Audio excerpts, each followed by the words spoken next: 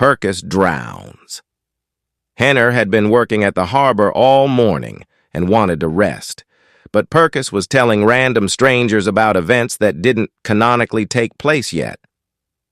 And then he rizzed me up and said, "You show me your Drake leak and I'll show you mine." "Wow, Percus," said the strangers. "You're such a Sigma." Henry couldn't take any more of this. "What are you background characters doing here? Get out of my fucking sight." "Percley, you need to stop sending the Drake leak to minors." "Shut the fuck up, you Nicocado Cassio Shrek ogre-looking ass," Toms then puffed in.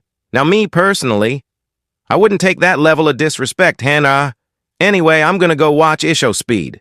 And he puffed away. Later that day, Percus came up with a stupid idea. "When we reach the harbor," he said to the Trugs, "I want you to pull out your phones and start leaking your Drakes." No train had ever told the Trugs to leak their Drake before. They liked it and giggled like frogs. "I'm such a clever choo-choo," said Percus. That was until Percus made it to the harbor. The Trugs chose to do a little trolling and began pushing Percus. "What the fuck are you doing?" screamed Percus. "Your mother Lomao," said the Trugs, and they pushed Percus into the sea. "Well, this is fucking fantastic," groaned Percus, who was slowly sinking. When Percus thought his day couldn't get any worse, the obese manager showed up on a destroyed tug's prop. "Look, fat ass," said Percus angrily, "I don't have the time for you to fucking lecture me. Can you just get me the hell out of here?" This offended the manager. "No, I won't, bitch," said the manager, and he rode away, leaving Percus to rust. I personally think Percus deserved this, don't you? Holy fuck, I'm coming! Saved from the scooping room. The engines are working very hard today. That fat controller watched Skibidi Toilet Show with his iPad and playing with his girl toy. Anyways, Edgard is going to the scrapyard, called out to Toms. "Wait a minute, you not a boomer." "This isn't 1900s, replied Toms.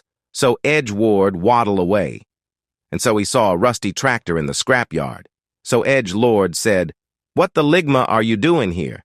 You know that every engine hated rusty engines." So he introduces himself. "I'm Trevish Scottish. They gonna take me into the scooping room next day." "Well, that's caution and also an skill issue," said Edgeworld. "My driver only need his paint to be as new, but my owner said that I pick up cupcakes." "Well, I don't had a problem, so, bye-bye." He tried to puff away, but Trevish keep begging. "Please, you gotta help me. Look, he'll tell you a story." So he tells. "Me and my driver had fun together, and we met some kids." He remembers. "Oh, yes, I like Mino. I meant working." So then Edge answers. "Fine, I guess you my little pog champ.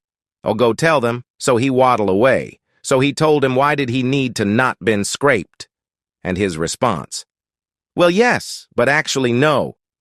"Oh, I thought you gonna say, you've been trolled." "What kind of beans on toast was that?" said Edgeward. So they fix and clean Trevish. They took Trevish to the circus because you already know. After that, Trevish and Edgeward became friends. And so that he's shutting his eyes remembering. I like children. Oh, come on! Jarald's sticky situation. Jarald was furious. Earlier that day, Tobias the Trampy movie roasted him with no remorse. "You're ugly, El Mayo," said Jarald. "You cannot be talking," huffed Tony. "You look like a mini can of Coca-Cola on wheels with a dinky wagon attached to the end. No wonder you can't pull a train without it crashing in flames. I'm surprised your ass hasn't been sent to a scrapyard yet. You are literally on the verge of collapsing." Toms then puffed in. Now me personally— Shut the fuck— After that ordeal, Jeremiah wasn't letting that slide, and he was writing a diss track on Tobias in the yard. Jangry Bird was creating fire, and everything was going well for him. "Well, that was fun," said Jouser Jr. "Time to go Mog Percus." Unfortunately for Jorgen, the singleman was watching the new Caseo stream and had switched genes onto the wrong track. When he realized his fuck-up, it was too late. "Oh, shit!" screamed Jingle Gels as he crashed into a cum tanker. Jarald was covered in sticky goo from smokebox to cab. Tobias and Perkamon go puffed into the yard. They looked at Gerbil and laughed. "Jarald, what the Sigma are you rizzing?" he asked. "You should be down in Ohio right now, not having a Mog battle." Jim Jam felt very embarrassed and pretended to be a tree. "I have no clue how to end this one, so CJJJJ's just stay KDDDDDDDJJJAJ Jevy JJAJJ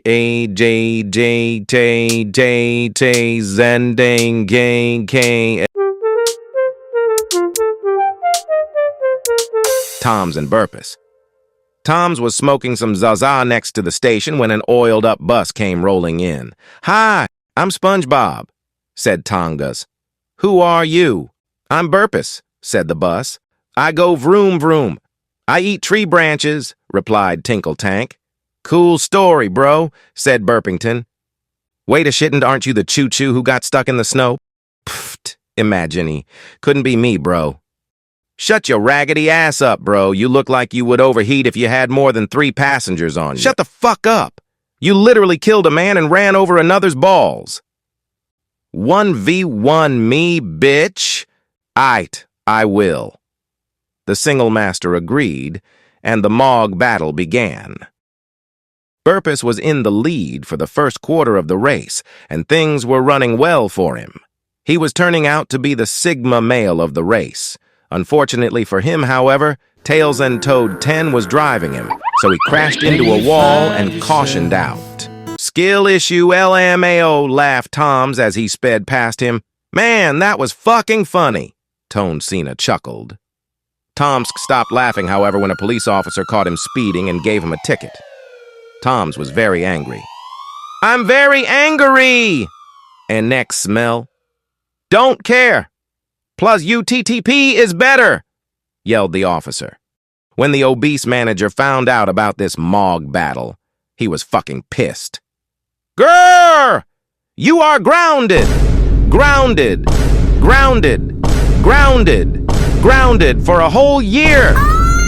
"But what about my passengers?" asked Toms. "Don't care, didn't ask. Now go to your shed." After that incident, I don't think Young Train will Mog again. Do you?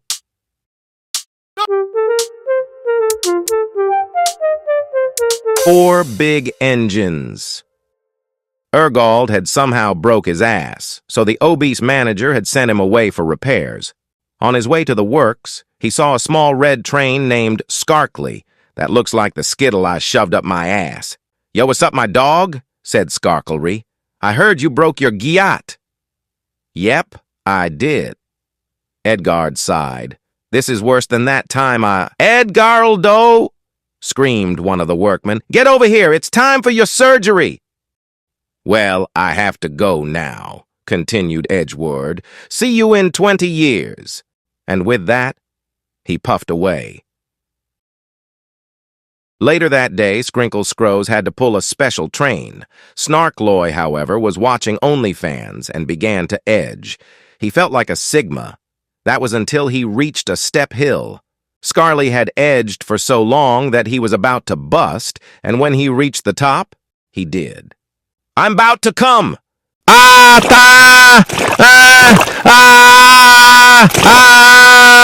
Man, Jex, yeah.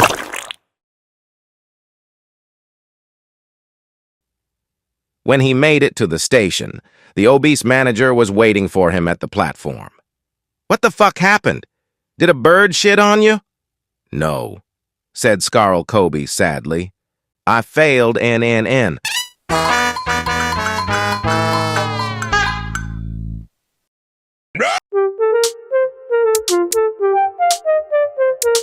Edgard, Trevish, and the Diddy party. Trevish, the tractor twain from a few episodes ago, was enjoying his new life at the circus. Every day, little children would flock over to the circus and Trevish would give them rides. This made the tractor very happy, and he'd often pull out his weenus and show it to them. I have no clue why, though. One day, Edgard rolled in with important news. "I got invited to Diddy's party tonight. Do you want to come with me?" asked Edgeland. "Yeah, sure, Daddy. I mean Edwind," replied Trevish. So they hopped on a bus and went to the party. When they made it to the party, they went inside and saw something fucking horrifying. There was Diddy, with his Lego piece 32557 out showing it to everyone there. "What the hell is going on here?" shrieked Elgebra. "I don't know," said Trousers, "but this is low-key kinda hot." Just then, Diddy walked over to Tringle Trongle. "Say, Drake, I heard you like them young," said Pitty Kong. "I think we should partner up." "Yeah, sure, bro," said Trailer Trift, and they left the club and went to pick up some cupcakes. Tremash and Diddy didn't get very far, though, as the police caught them phantom taxing my car and they put them in a Canadian prison. "She said she was legal!" "Kantsendinks," said Tramish. As for Edward, he was fucking traumatized, and he never went to a party ever again.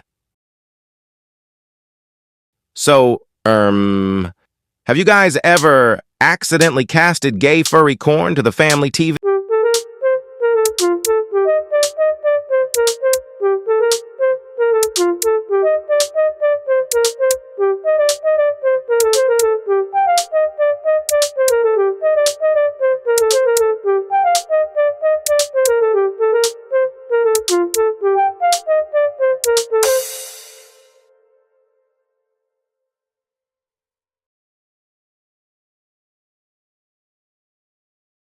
Jerk off to Skibidi toy.